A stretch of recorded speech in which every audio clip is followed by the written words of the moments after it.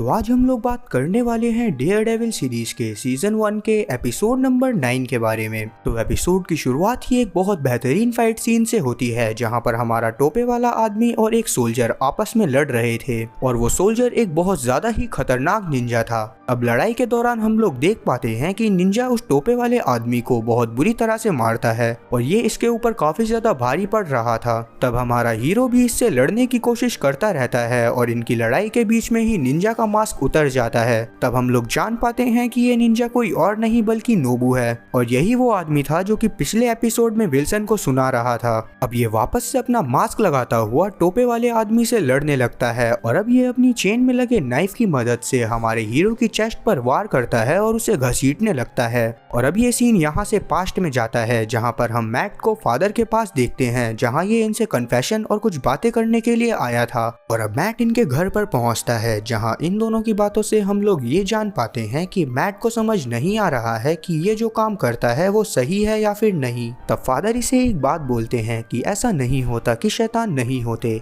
पर कुछ लोग उनमें से तब शैतान बनते हैं जब उन्हें कुछ अच्छा काम करना होता है, पर वो तब तक ही अच्छे काम करते हैं जब तक कि उनके मन का शैतान उनके ऊपर भारी नहीं हो जाता। और इसी वजह से अगर तुम अपने मन के शैतान को कंट्रोल कर सकते हो तो तुम शैतान बनकर भी काम करो, कोई दिक्कत नहीं है। अब आगे हम लोग कैरन, बेन और फॉगी को देखते हैं, जहाँ पर ये बात कर रहे थे कि कैसे विल्सन की सच्चाई को सभी लोगों के सामने लाना है। तभी यहाँ पर मैट भी पहुँच जाता है, जिसके आने के बाद बेन यहाँ पर सबको ये बताता है कि अभी कुछ दिनों पहले ही मैं उस टोपे वाले आदमी से मिला था। साथ ही वो सभी लोगों को उन डॉक्यूमेंट को भी दिखाता है जिसके बारे में उस टोपे वाले आदमी ने इसे बताया था। तब फॉगी बोलता है कि इस नकाब पहनने वाले आदमी पर हमें भरोसा नहीं करना चाहिए, पर कैरन को उस आदमी के ऊपर पूरा भरोसा था, क्योंकि एक बार उस आदमी ने ही कैरन की जान बचाई थी। और जब से इसे ये पता चला था कि विल्सन की नज़र उस औरत के अपार्टमेंट पर है जिससे ये मिलने जाती है, तब से ही ये चाहती थी कि वो ब्लैक मास्क वाला आदमी विल्सन को मार दे। और अब ये चारों मिलकर विल्सन के खिलाफ और सबूत इकट्ठा करने लगते हैं। अब आगे हम लोग विल्सन को एक खाली जगह पर देखते हैं, जहां पर ये जेम्स के साथ बातें कर रहा था और जेम्स इसे बता रहा था कि आपके पिछले इंटरव्यू के बाद सभी लोग आपको बहुत ज्यादा पसंद करने लग गए हैं। पर अभी विल्सन काले मास्क वाले आदमी के बारे में सोच रहा था, क्योंकि इसे समझ में आ गया था कि वो काले मास्क वाला आदमी हर बार इसे रोकने की कोशिश करेगा।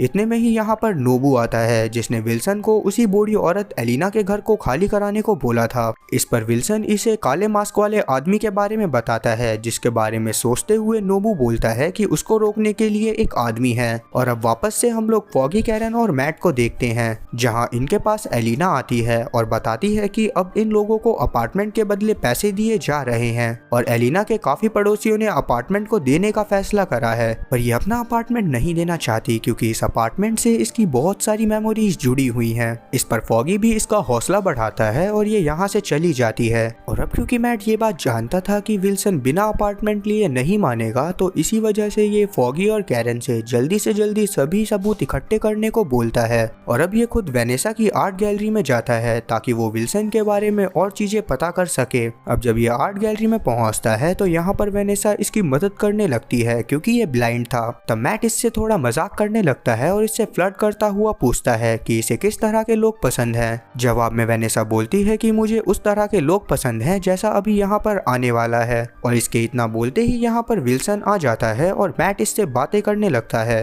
अब क्योंकि विल्सन जानता था कि मैट ही एलिना का केस संभाल रहा है, तो इसी वजह से ये मैट से ज्यादा बात नहीं करता और मैट भी यहाँ से चला जाता है। अब आगे मैट सीधा एक चर्च में पहुँचता है, जहाँ पर वही फादर बैठे हुए थे जिनसे अभी मैट ने कुछ समय पहले बात करी थी। तब मैट इनसे बोलता है कि आगे मैं जिस बंदे को मारने वाला हूँ उससे कोई बंदा बहुत ज्यादा ही प्यार करता है और अगर वो मरेगा तो उस आदमी को दुख होगा जो कि उससे प्यार करता है। इस पर फादर इसे बोलते हैं कि अगर कोई आदमी शैतान के सामने घुटने टेक दे तो ये सबसे ज्यादा ही बुरी बात होती है। हमें उससे लड़ाई करनी चाहिए ताकि एक समय में हम उसे हरा सकें, और अगर वो आदमी जानकर भी गलत काम कर रहा है तो इसका मतलब यही है कि वो सच में गलत है। ये बात जानने के बाद मैट अपने ऑफिस में पहुंचता है, जहां पर कैरन और फॉगी को एक बहुत खतरनाक इंफॉर्मेशन मिली थी। तब फॉगी मैट को इनके नाम की एक नेम प्लेट दिखाता है, जो कि इनका सपना था कि एक दिन ये लोग अपने नाम की नेम प्लेट को अपने ऑफिस के बाहर लगाएंगे। तभी कैरन को एक कॉल आता है और अब जब कैरन उस फोन को उठाती है तो ये काफी ज्यादा परेशान हो जाती है, जहाँ से अगले सीन में हम लोग इन तीनों को हॉस्पिटल में देखते हैं।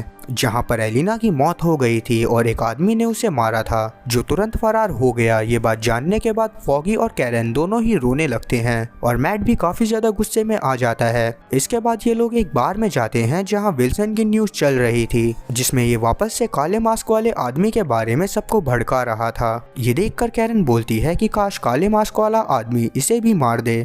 अब ये बात सुनते ही मैट यहाँ से चला जाता है और अब वो अपनी अलमारी से अपने कॉस्ट्यूम को निकालकर सीधा उन बंदों को मारने लगता है जो कि विल्सन के साथ मिले हुए थे। साथ ही ये जाकर उस बंदे को भी मारता है जिसने एलिना को मारा था। अब ये इससे एक आदमी की लोकेशन लेता है और यहाँ से ये सीधा उसी बिल्डिंग में पहुँचता है जहाँ पर विल्सन नोबू से मिला था। तभी नोबू इसके सामने आता है और इससे बोलने लगता है कि स्टिक ने तुझे हमारी वाली ट्रेनिंग दी है और तुम एक वॉरियर हो। और अब क्योंकि काले मास्क वाला आदमी जानता था कि विल्सन ने नोबू को भेजा था, तो इसी वजह से ये दोनों आपस में लड़ाई करने लगते हैं। और अब जब सीन वापस से फॉगी और कैरन पर आता है तो यहाँ पर हम लोग देख पाते हैं कि फॉगी बहुत ज्यादा ही दुखी था। तब कैरन इसे समझाती है कि तुम्हें उदास होने की जरूरत नहीं है, पक्का सब सही हो जाएगा। अब यहाँ से सीन वापस से प्रेजेंट में आता है। प्रेजेंट में इन द सेंस जहाँ पर नोबू हमारे हीरो को अपनी चैन में फंसाकर घसीट रहा था। अब हमारा अंधा कानून इसकी पकड़ से किसी तरह छूटता है और किसी तरह नोबू से लड़ते हुए उसकी ड्रेस में चिंगारी छुआ देता है। और क्योंकि नोबू के कपड़ों के ऊपर लड़ते वक्त केमिकल गिर गया था, इसी वजह से नोबू के कपड़े तुरंत आग पकड़ लेते हैं और इसी आग में झुलसकर इसकी मौत भी हो जाती है, जिसके मरते ही यहाँ पर विल्सन पहुंच जाता है। और हमारा अंधा कानून घायल होने के बावजूद भी विल्सन को देखते ही इससे लड़ाई करने लगता है, पर क्योंकि ये काफी ज्यादा घायल और जख्मी था, इसी वजह से विल्सन इसके ऊपर भारी पड़ता है और जेम्स से बोलता है कि तुम इसे मार डालो। और अब जेम्स इसको मारने ही वाला था कि तभी हमारा अंधा कानून मौका देखकर पास की नदी में कूदता हुआ यहाँ से भाग जाता है। अब हम फॉगी को देखते हैं जो कि मैट से मिलने इसके घर गया था। तभी इसे अंदर गिरने की आवाज आती है, इसी वजह से फॉगी तुरंत गेट खोलकर अंदर जाता है जहाँ पर हमारा मैट अपने कॉस्ट्यूम में था।